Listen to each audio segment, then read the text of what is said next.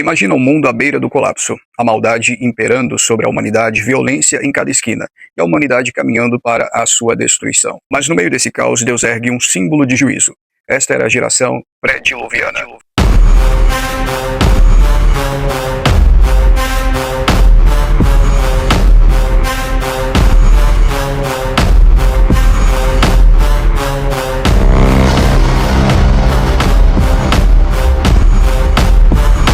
Começa em Gênesis capítulo 6, versículo 5. E viu o Senhor que a maldade do homem se multiplicara sobre a terra, e que toda a imaginação dos pensamentos do seu coração era só má continuamente.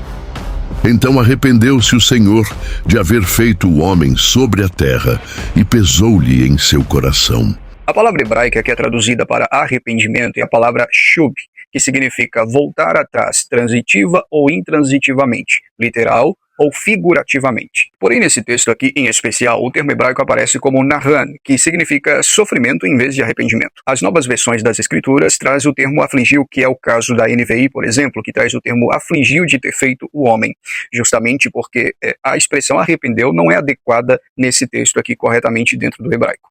Até porque Deus ele não pode se arrepender. Porém, apesar desse juízo, Deus também anuncia misericórdia. A Arca de Noé, por exemplo, não foi apenas um barco, mas foi também um chamado divino à sua misericórdia.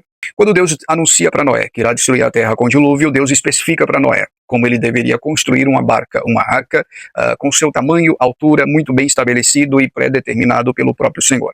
Vamos então analisar alguns pontos específicos sobre a construção da Arca de Noé. A arca deveria ter aproximadamente 300 côvados de comprimento, sendo 50 de largura e 30 de altura, o que daria uma aproximação de 52 centímetros, conforme nós lemos em 2 Crônicas capítulo 3, versículo 3 e também Ezequiel capítulo 45, versículo 13. É importante observarmos que esta é uma aproximação do que seria a altura e também o comprimento da Arca de Noé.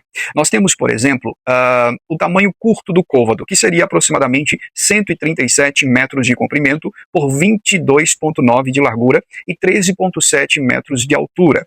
Já comparando com o tamanho longo do côvado, nós temos 155 metros de comprimento por 25,9 metros de largura, 15,5 metros de altura. Bom, é claro que a essa altura você deve estar se perguntando como Noé construiu uma embarcação tão gigantesca e como essa num período sem tecnologia, não é mesmo? Bom, fato é que a Bíblia ela não menciona com exatidão e clareza como Noé construiu esta arca. No entanto, um pesquisador e engenheiro mecânico chamado Tim Lovett diz que os construtores de navios antigos usavam métodos muito diferentes para a construção de embarcações e de navios. Lovett mostra que os gregos antigos possuíam métodos de placas contra vazamentos bem sofisticados. Quanto tempo Noé demorou para construir a arca? A Bíblia não diz exatamente, mas nos dá algumas indicações pertinentes. Vejamos algumas delas. A Bíblia deixa claro para nós que Noé tinha cerca de 500 anos quando Deus dá a ordem de construção da arca, conforme nós lemos em Gênesis capítulo 5, versículo 32. A partir dessa informação bíblica, nós podemos remontar o que seria aproximado à data da construção da arca de Noé. O dilúvio veio quando Noé tinha cerca de 600 anos, conforme nós lemos em Gênesis capítulo 7, versículo 6. Com intervalo de 100 anos para a construção, Gênesis capítulo 6, versículo 3. Noé tinha 500 anos quando gerou Jafé, sendo Cã o seu filho mais novo. Sem tinha aproximadamente 100 anos quando gerou Arfaxade, 2 anos após o dilúvio. Isso significa que ele tinha 98 anos quando o dilúvio veio, e Noé 502 anos quando ele nasceu. Em Gênesis capítulo 5, versículo 32, Noé teve seus 3 filhos aos 500 anos. Portanto, Noé tinha aproximadamente 506 a 509 anos quando Cã nasceu. Dentro dessa perspectiva, nós podemos afirmar que os homens se casavam em torno de 16 anos aproximadamente. Portanto, Noé tinha aproximadamente 600 anos quando entrou na arca. Então, somando, nós teríamos uns 75 anos de intervalo entre Deus comunicar a arca a Noé e o dilúvio chegar sobre toda a humanidade. Sempre quando nós falamos de dilúvio, surge a seguinte questão que é muito discutida e debatida na academia. O dilúvio, ele foi global ou ele foi local? Claro que a Bíblia menciona isso de forma muito clara para nós, dizendo que o dilúvio ele foi uma espécie global, cobrindo todo o planeta Terra. Mas não há unanimidade entre cientistas, tanto no ramo criacionista quanto no ramo evolucionista, a respeito desse assunto. Mas existe um teólogo também físico e cientista chamado professor Adalto Lourenço, e ele esclarece muito bem esse assunto para nós. O professor Lourenço reforça a ideia de um dilúvio global cobrindo todos os continentes da Terra, com chuva intensa, mais águas que estão debaixo do solo pela desificação do manto, reforçando e trazendo luz ao que a Bíblia realmente ensina a respeito de um dilúvio global. Outro aspecto a respeito da Arca de Noé e o dilúvio que sempre causa debate na academia é a respeito da quantidade de animais dentro da arca. Será que a arca caberia mesmo dentro daquela arca toda a espécie de animal? Vamos ver a respeito disso ainda. Sim, Noé colocou várias espécies de animais dentro da arca. Porém, Noé não colocou cada subespécie, mas colocou espécies que depois se evoluíram. Sim, evoluíram para animais modernos. O cristão verdadeiro, ele rejeita a macroevolução e não a microevolução.